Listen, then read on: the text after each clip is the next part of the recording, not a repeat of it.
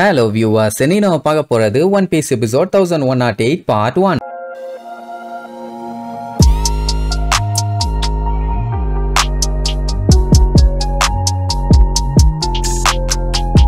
Open பண்ணா போன பாட்டுல யாருமே எதிர்பார்க்காத அளவுக்கு ஒரு பெரிய ட்விஸ்டா வச்சானுங்க பாத்தீங்களா? அதான் நம்ம போவா ஹன்காக் மாதிரி இருக்காளே அந்த செரஃபிம், அவ என்ன பண்ணிட்டா சடனா நம்ம யோர்க்கையே கல்லா மாத்திட்டான். கல்லா மட்டும் தான் மாத்திட்டான், அப்படியே போக வேண்டியதானே. அதுக்கப்புறம் ஒரு உத விதைச்சு திருக்க விடுவா பாக்கணுமே. இவங்க சொன்னா அவ கேட்கணுமே, ஏன் அப்படி மாறினான் தான் ஒன்னும் புரியல. செரஃபிம் ஏன் அப்படி பண்ண, எதுக்காக, ஒழுங்கா அங்கேயே நில்லுன்னு சொன்னா அப்படியே சிரிச்சுக்கிட்டே வருவா. ஆக்சுவலா இப்ப இவங்க ஸ்டாப் பண்ணு நடக்காதுன்னு சொன்னா அந்த கமெண்ட் அவங்க கேட்டு நடக்கணும், ஐ மீன் நடக்க கூடாது. ஐயோ நடக்காம ஒரு இடத்துல நிக்கணும். ஆனா அவ நடந்து அவ பாட்டுக்கு வருவா. உசோப்பு புலம்பி தள்ளுவான், ஐயோ உங்களுக்கு தாயா அந்த உலகத்திலேயே பெஸ்ட் பிரெயின், எப்படியாச்சும் ஸ்டாப் பண்ணுங்கன்னு சொன்னா அவங்களுக்கே தெரியல ஏன் இப்படி சொல்ல சொல்ல கேட்காம அவ பாட்டுக்கு வந்துட்டு இருக்கான்னு. அதுக்கப்புறம் லேசர் பீமை யூஸ் பண்ணி அட்டாக் பண்றக்காண்டி கையை ஓங்குவா. எல்லாம் அங்க இருந்து தெரிச்சு ஓடுவாங்க. ஆனா வேலைக்கே ஆகாது, ஒரே அடி தான், அப்படியே வெடிச்சு மேல இருந்து எல்லாம் கீழே விழுவாங்க. அதே நேரம் ஷக்கா இருக்கான்ல, அந்த இடத்துக்கு குமாமார் இருக்க செரஃபிம் வந்து அட்டாக் பண்ணிட்டு இருக்கான். அப்போ இவங்களுக்கு எதுவும் ஆகாது. அந்த சைபர் போல் ஆளுங்க இருக்காங்கல்ல, அவனுங்க தான் மயக்கத்திலே செத்து இருப்பானுங்க. ஜோரோ தான் போய் காப்பாத்தி இருப்பான். அதுக்கப்புறம் அடுத்து இன்னொருத்தர் இருக்கானே, அவனும் அட்டாக் பண்ண வந்துருவான். ஜோரோக்கு சிரிப்பா வரும், நான் நினைச்சேன் இப்படித்தான் நடக்கும்னு. உனக்கு சண்டை போடணும்னா வா ஒரு கை பாத்தலான்ட்டு அவன் கூட சண்டைக்கு போனா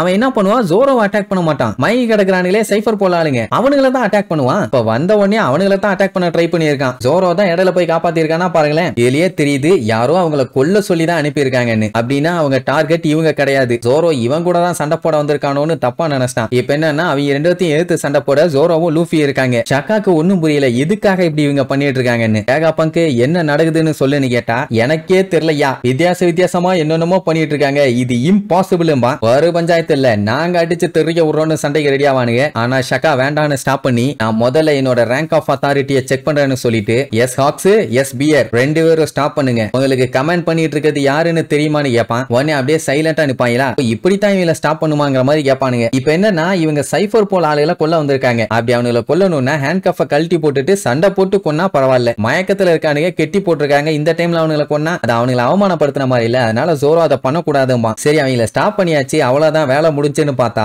ஜோரோ கரெக்டா கத்திய உள்ள வைக்கும் போது ரெண்டு பேரும் அட்டாக் பண்ணுவாங்க. அட பாவி முட்டா பையல, உன் கமாண்டுக்கெல்லாம் அவனுக்கு அசைற மாதிரி இல்ல அப்படின்ட்டு ஷக்காவை தூக்கிட்டு அடிச்சு புடிச்சு அங்க இருந்து எஸ்கேப் ஆவாங்க. சோ இவங்க ஆர்டர்ஸ்க்கு அவங்க ஒபே பண்ணல, வேற யாரோ இவங்களை கண்ட்ரோல் பண்ணிட்டு இருக்காங்க. அப்படின்னா அது இவங்களை விட பவர்ஃபுல்லான ஆளா தான் இருக்கணும். இப்ப என்னன்னா இவங்களும் மேல இருந்து கீழே வந்துட்டு இருக்காங்கல்ல, விழுந்தாங்கன்னா மண்டை அப்படியே மைதா மாவாயிரும். நல்ல வேலை கால்ல தான் பறக்கிற ஷூவை போட்டிருக்காங்களே, அதனால அதை யூஸ் பண்ணி நம்ம லிலித் எல்லாத்தையும் பறக்க சொல்லுவா. அவளும் பிராங்கியும் கரெக்டா பறந்துவாங்க. இந்த உசோப் என்ன பண்ணும், ஸ்ட்ரெயிட்டா வந்துட்டு அதுக்கப்புறம் பறக்கிறத ஆன் பண்ணி விடணும். அதை விட்டுட்டு தலைகீழ விழும்போது அதை ஆன் பண்ணி விடுவான். அவ்வளவுதான், வந்த வேகத்துல மண்டை பிச்சுக்கிட்டு மண்ணுக்குள்ளேயே போயிடும். என்னப்பா இப்படியா யூஸ் பண்ணுவேன்னு அவனை வெளியில தூக்குனா என்னால இப்ப சொர்க்கத்தை பார்க்க முடியுதேன்னு புலம்பிட்டு இருப்பான். ரைட்னு நடந்த மேட்டரெல்லாம் ஷக்காக்கு சொல்லணும்னு சொல்லி கால் பண்ணா கனெக்டே ஆக மாட்டேங்குது. சோ காட்டு கத்துவா போனேரா பரதேசி பண்ணாடன்னு. அவனா எடுக்க மாட்டேன்னு சொல்லிட்டு இருக்கான். இடையில யாரோ கட் பண்றாங்க. பித்தாகரஸ் நானும் ட்ரை பண்ணி பார்த்துட்டேன், இது அவன் ஃபால்ட் இல்ல, கம்யூனிகேஷன் எல்லாமே கட் ஆயிருச்சுன்னு சொல்லுவானா. அப்போங்கும்போது மேல கிளிகிளின்னு ஒரு சவுண்ட், என்னடான்னு பார்த்தா அந்த பொண்ணு தான் அப்படியே குறுகுறுன்னு பயங்கரமா பார்த்துட்டு இருப்பா. இவங்க எல்லாத்துக்கும் அள்ளு விட்டுரும். நியாயப்படி லிலித் சொன்னா அவ கேட்கணும், அப்புறம் ஏன் அவ கேட்கல,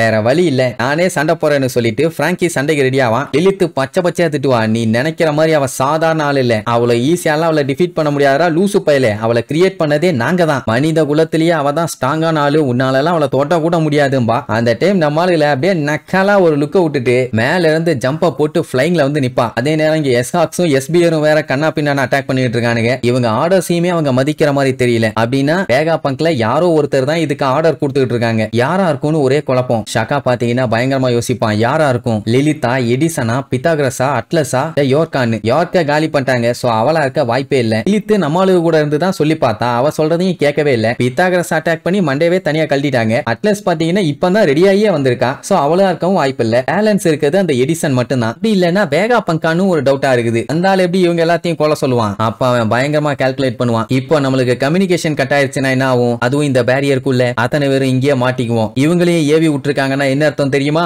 நம்ம எல்லாத்தையுமே கொல்றதா அவங்களோட பிளான். இத சொன்ன உடனே லூஃபி கதறுவான், என்னடா புதுசா குண்டு தூக்கி போறீங்களேன்னு. அந்த டைம்னு பார்த்து மயக்கத்துல இருந்த சைபர் போல் ஆளுகளும் எந்திரிச்சிருவாங்க. அவனுங்களே அந்த செரஃபிமை பார்த்துட்டு செமையா கடுப்பாங்க. கடுப்பாவானுங்கன்னா பாருங்களேன். அண்ட் அது மட்டும் இல்லாம நம்மளுக்கு கூட அலையன்ஸா சேர்ந்துக்கிறேன்னு வேற சொல்லுவானுங்க. டெம்பரரியா, பர்மனன்டாலாம் இல்ல. ஏன்னா இந்த செரஃபிம்ஸ் வந்து ரொம்ப ரொம்ப ஸ்ட்ராங்கான ஆளுங்க. அவங்க கூட கண்டிப்பா உங்களால மட்டும் தனியா சண்டை போட்டு ஜெயிக்க முடியாது. எங்களோட லாக்க அன்லாக் பண்ணு, நம்ம ஒன்னா சேர்ந்து சண்டை போடலாம், என்ன ஓகேவான்னு சொன்ன உடனே பின்னாடி சத்தமே இல்ல. என்ன பண்ணிட்டு இருக்கானுங்கன்னு திரும்பி பார்த்தா பயங்கரமா ஷாக் ஆவானுங்க. பார்த்தா அவனுங்க மூஞ்சி இவ்வளவு கொடூரமா இருக்கும். பார்த்துட்டு 2 நிமிஷத்துக்கு விழுந்து விழுந்து சிரிச்சிருக்கேன். அப்படி கேவலமா லுக்கூட்டு இருப்பானுங்க. சரி, இதுக்கப்புறம் சைபர் போல் அளவு கூட சேர்ந்து இவங்க சண்டை போறாங்களா இல்ல அவனுங்க ஏமாத்தி ஏதாச்சும் டகால்டி வேலை பண்றானுங்களா இல்லையான்னு அடுத்தடுத்த எபிசோட்ல பார்க்கலாம். டாடா.